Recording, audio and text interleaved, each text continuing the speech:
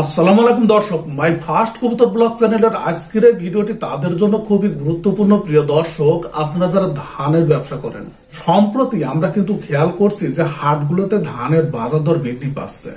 এখন পাবেই না কেন, যদি বিভিন্ন চাউলের মোকামে যাওয়া যায় সেখানে কিন্তু চাউলের দামটাও বৃদ্ধি পেয়েছে।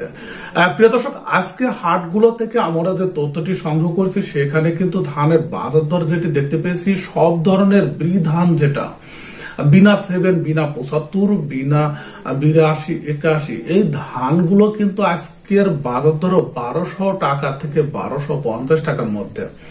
হাট বিশেষে এবং কোয়ালিটি অনুসারে ধানের বাজার দর আমরা যেটা সংগ্রহ করছি সেটি কিন্তু 1200 টাকা থেকে 1250 টাকার মধ্যে বিক্রি হচ্ছে।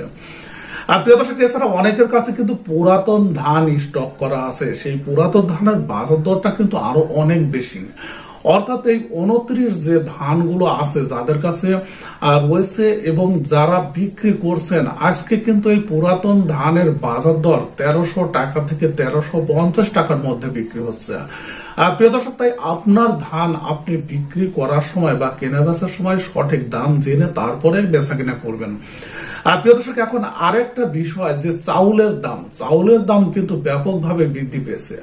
অর্থাৎ আজকে মাই ফার্স্ট কবুতর ব্লগ চ্যানেলটি যে তথ্যটি সংগ্রহ করেছে সেখানে কিন্তু আমরা দেখেছি যে 50 কেজি ওজনের যে মিনিকেট চাউল সেটি কিন্তু বিক্রি হচ্ছে 2850 টাকা থেকে 3100 টাকা প্রতি বস্তা, এবং এটি কিন্তু 50 কেজি ওজনের বস্তা। আর প্রিয় দর্শক, এছাড়া প্রতি কেজি মিনিকেট চাউল প্রতি কেজি বিক্রি হচ্ছে 61 টাকা থেকে 63 টাকা। কয়েকদিন আগেও বিক্রি হয়েছে প্রতি বস্তা 2650 টাকা থেকে 2950, কিন্তু আজকে বিক্রি হচ্ছে 2850 টাকা থেকে 3100 টাকা পর্যন্ত। আর প্রিয় দর্শক, এদিকে বৃদ্ধি পেয়েছে নাজির শাইল চালেরও দাম। আর প্রিয় দর্শক, এখানে 50 কেজি ওজনের প্রতি বস্তা বিক্রি হচ্ছে 3000 টাকা থেকে 3400 টাকা, এবং প্রতি কেজি নাজির শাইল চাউল বিক্রি হচ্ছে 62 টাকা থেকে 65 টাকা, যেটা কয়েকদিন আগেও কিন্তু বিক্রি হচ্ছিল প্রতি বস্তা 2800 টাকা থেকে 3200 টাকা, এবং প্রতি কেজি চাউল বিক্রি হচ্ছিল 58 টাকা থেকে 60 টাকা।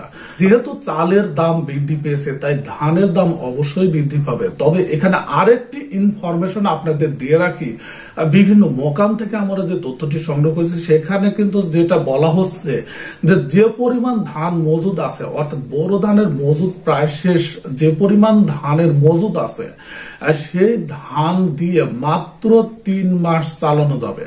এখন প্রশ্ন যে এই যে ধানের চাহিদা বা চাউলের চাহিদা, এখানে কিন্তু মাত্র 3 মাসের ধান মজুদ আছে। এখন যদি দর্শক এই চাউল 3 মাস পরে, প্রিয় দর্শক, 3 মাস পরে চাউলের দাম কিন্তু আরো বৃদ্ধি পাবে, অর্থাৎ যে ধারাবাহিকতা রয়েছে সেই ধারাবাহিকতাটা অব্যাহত থাকবে।